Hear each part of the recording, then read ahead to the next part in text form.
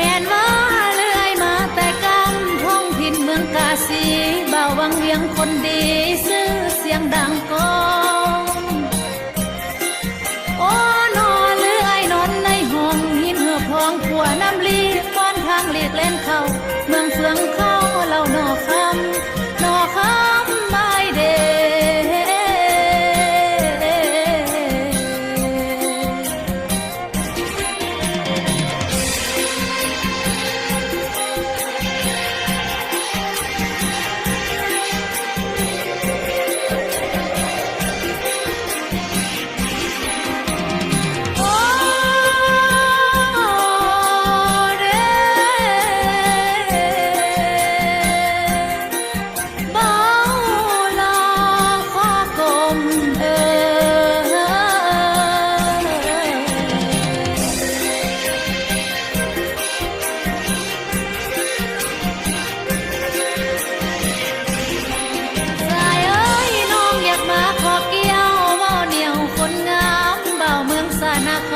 ลูกน้ำของคนโต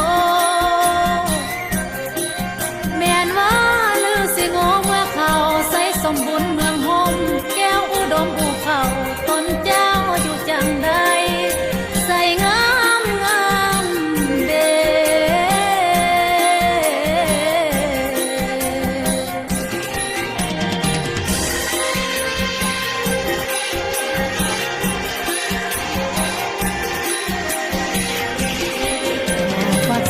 เป็นสำเนียงกับเมืองฝากอ้ายบ่ลืมบ่าวแคมเงิมเมืองทุ